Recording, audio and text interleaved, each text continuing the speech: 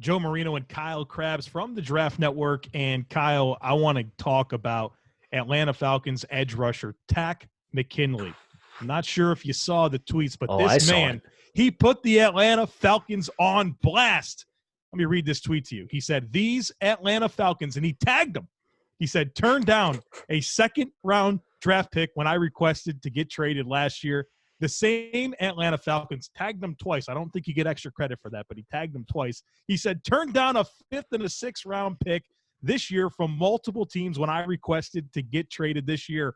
I only have 17 and a half career sacks," and then 3 clown emojis. Kyle, the Atlanta Falcons, the 2-6 Atlanta Falcons that have already fired head coach Dan Quinn, general manager Thomas Dimitroff, they couldn't get a deal done. They're 2-6. Kyle, why are they hanging on to Takk McKinley?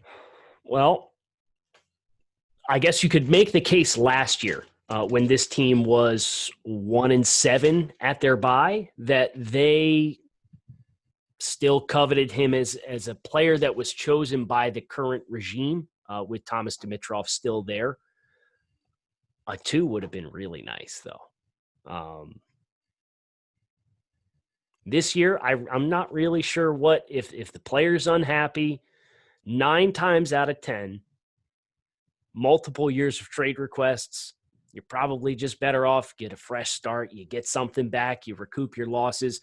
Tack's obviously not happy with the way things are going, and his play and production has taken a dive after logging 13 sacks in his first 2 seasons between 2017 and 2018. He has now logged 4.5 in the 18 games since. Kyle, why does Takk feel like he needed to make this tweet? Here's the deal, man. You're about to be a free agent. The Falcons didn't trade you. There's nothing you can do about it. You're on that team. So now not only do you have a weird circumstance to face over the next 8 weeks because you're still a member of the team, you've also maybe put some doubt in the minds of the other teams that could pursue you in free agency because they just put the team that drafted him on blast. That's a really great point where it'd be different if this was 2 weeks before the trade deadline, right? Because then it would be disgruntled player playbook 101, right? Like publicly blast the team. It's going to prompt action. You know, Jamal Adams did it this year. Minkah Fitzpatrick kind of did it last year. Takk McKinley, he's not that caliber of a player, but you see this all the time.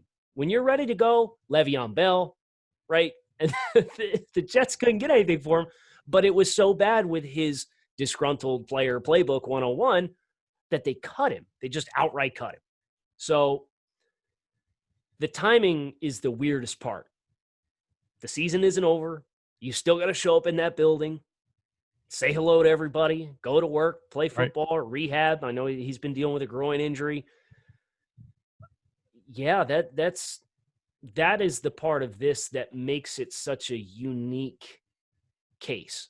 And you know, Raheem Morris kind of said that. He said, you know, there's ways to handle these kinds of things, and what Takk has done over the course of the past 12 hours or so is not necessarily the best way to go about expressing your malcontents.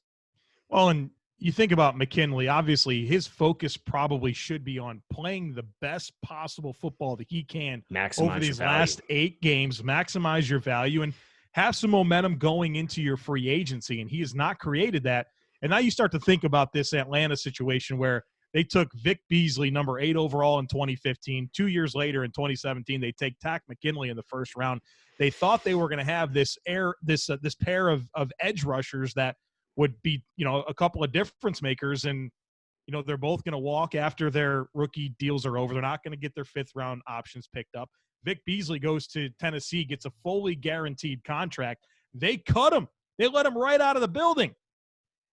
Despite the guaranteed money, they said, we'd rather have a different player on this roster and pay you to not be here than have you to continue being a member of this football team. Meanwhile, Takk McKinley has these types of dramatic things happening as a member of the Falcons still, and it really makes you wonder about,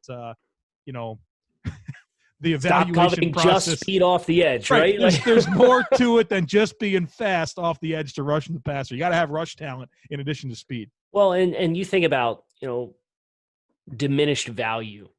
And this is not the only place that we've seen this either. You look to Washington with Dwayne Haskins, right? And the messaging from the team did not do them any favors if they were serious about trading Dwayne Haskins, because you bench him, you demote him to third string, and he's a healthy scratch for your game.